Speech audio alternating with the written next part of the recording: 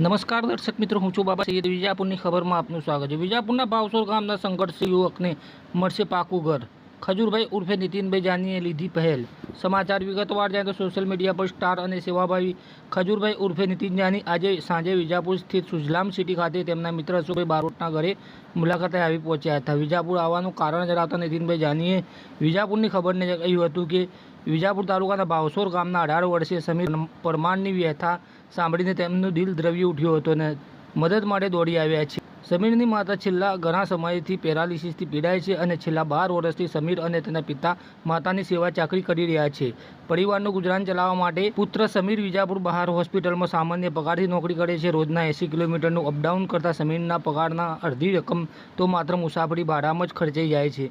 ખજૂરભાઈએ જણાવ્યું હતું કે તૂટેલા ફૂટેલા ઘરમાં અસહ્ય ગરમી વચ્ચે જીવન ગુજારતા સમીર પરમારના સંઘર્ષ અને માતૃભક્તિમાંથી વિજાપુરના યુવાનોને પ્રેરણા લેવી જોઈએ. ખજૂરભાઈ આજે સમીર પરમાર અને તેના પરિવારની વહારે આવ્યા છે અને પરિવાર માટે નવીન પાક્કા મકાનની કામગીરીની શરૂઆત કરાવી છે. તેમણે જણાવ્યું છે કે ટૂંક સમયમાં સમીરના પરિવારને ગરમી, વરસાદ અને ઠંડીથી સુરક્ષિત રાખે તેવું મકાન બનાવી આપવામાં આવશે. ખજૂરભાઈના આ સેવા કાર્યની સમગ્ર વિજાપુર પંથકમાં સરાહના થઈ રહી છે. હું આજે ખાસ વિજાપુરની બાજુમાં એક ગામ છે, ભાવસોર ગામ છે.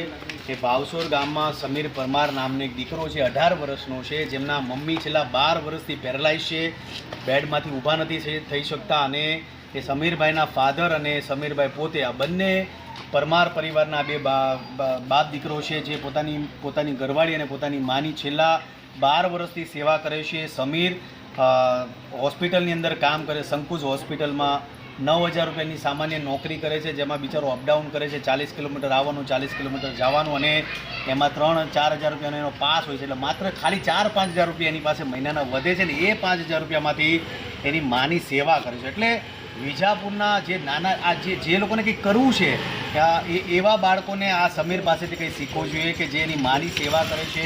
તૂટેલા ફૂટેલા ઘરની અંદર એ રહે છે. તમે એનું ઘર જોશો તો તમે અંદર જશો તો તમને લાગશે કે તમે ભઠ્ઠીમાં આવ્યા છો, એટલું ગરમ ઘર છે. અને એની અંદર હું જાઉં છું એટલે મને પોતાને એવું ફીલ થયું કે મારે આ દીકરાનું ઘર બનાવવું જોઈએ. એટલે ત્યાં હું ઘર બનાવવાની શરૂઆત કરું છું. મારી ટીમ સાથે આવ્યો છું વિજાપુરમાં આ ગામની અંદર, અને સમીર પરમાર માટે ઘર બનાવી રહ્યો છું. સારું ઘર બનાવીએ જેથી કરીને એના મમ્મી જેટલું પણ જીવે તો આ ઘરમાં શાંતિથી જીવે અને આ સમીર છે એનું લાઈફ સુધરી જાય.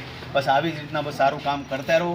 અને હંમેશા ઉત્તર ગુજરાતમાં આવું છું તો આનંદની લાગણી અનુભવ. ઓકે, આપને જે રીતે વાત કરી એમને એમના ભાવ છે કે જે ગરીબ લોકો જે સહાય માટે આજે પણ ખજૂરભાઈ તરીકે નીતિનભાઈ જાણીતા છે. ખજૂરભાઈ જે છે આપણે જ્યારે સરસ મજાનું કાર્ય કરી રહ્યા છે. આપણે વિજાપુરમાં આપણા મહેમાન બન્યા એટલે આપણને પણ ખુશીનો એક મોકો મળ્યો કે એમનું ઇન્ટરવ્યૂ લીધું અને આપણી વિજાપુરની લોકલ ચેનલ પર આપણે બતાવીશું અને આપણે એમનું મેસેજ દરેક સુધી પહોંચાડીશું. સમાચાર અપડેટ લઈને ફરીથી મળતા રહીશું. ત્યાં સુધી આપણી ચેનલ વિજાપુરની ખબરને લાઈક કરો, સબસ્ક્રાઈબ કરો, કોમેન્ટ કરો. ધન્યવાદ.